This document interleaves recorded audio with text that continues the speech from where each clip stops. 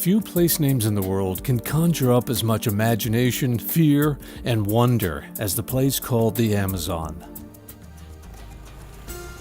Beyond the tangle of vines and limbs along the riverbanks are hundreds of thousands of square miles of primitive forests, where the forces that shape plant and animal evolution continue on as they have for millions of years.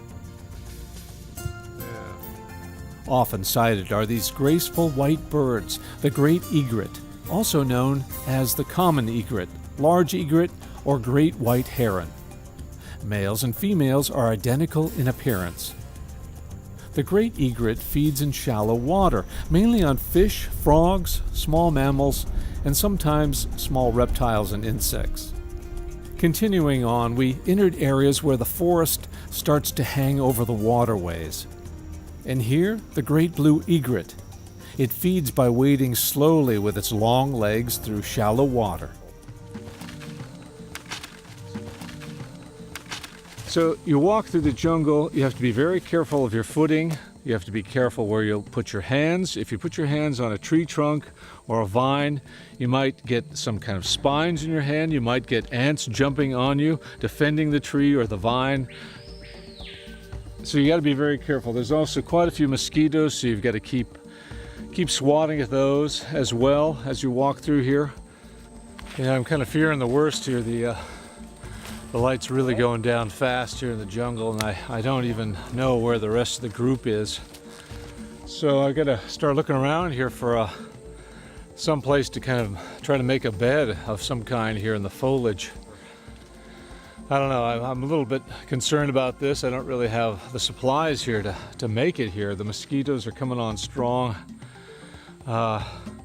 This might be one of the last recordings I'm going to make here. Now these beaches are ideal, of course, for swimming. You don't have to worry too much about piranha.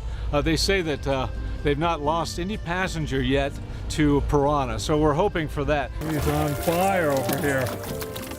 Oh, it's incredibly easy to catch piranha. You simply stick a piece of meat on a hook and dip it into the river. One of the guys in our band of travelers seemed to have the best luck catching these toothy fish. A piranha, it's a little one. Oh, I'm hoping to do better next time. But You caught vindication. The teeth are razor sharp, and it's been established that pound for pound, the piranha has one of the strongest bites of any animal in the world. So after a couple of weeks on the Rio Negro and the Amazon River itself, it was time to return to the huge and hustling jungle city of Manaus. I've been to Manaus on many trips, and I'm always a little amazed at this great city in the middle of the world's biggest rainforest. So here in the banana market of Manaus, you get a great idea of the variety of products that can be grown here at the edge of the jungle. Though it's colorful and great to see, I needed to remember that all the fruits here can only be grown on land that's cleared of rainforest. Now that's great for the health of the people living near the forest, but it's terrible for the health of the rainforest itself. Well, clearly the markets here are not like Walmart. The stalls here are individually owned, where the entire family often gets involved in the selling. Prices are attractive, about a third of what you would pay in the U.S. for oranges, bananas, papayas, or pineapples. The Amazon itself has more species of fish than any other river in the world by far. So you're going to find dozens of intriguing fish that you've never ever seen before if you want to walk around the fish market here in Manaus. Here we have one of the most delicious fish in the Amazon, and also the most expensive. That is the tambaqui.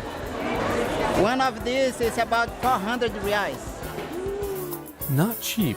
This big boy is going to cost you about $170 US.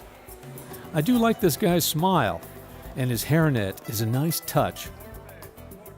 In addition to the massive tambaqui fish, you also see specimens like the pirarucu, the arawan, the tucanare, and a great diversity of catfish.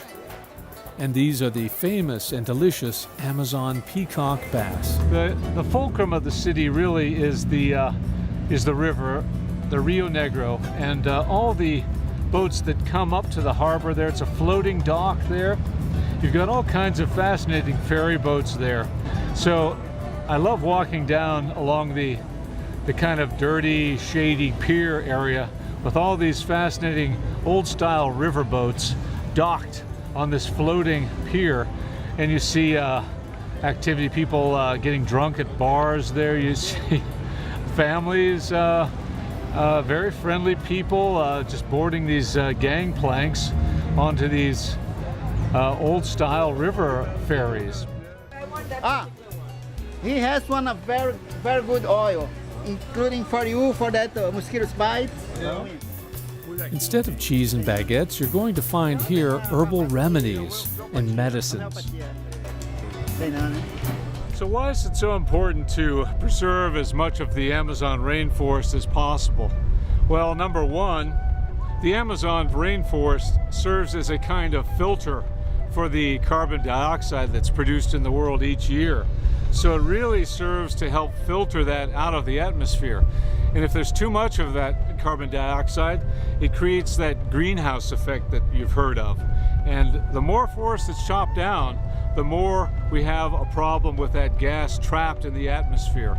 And that does contribute to climate change that's happening around the world right now.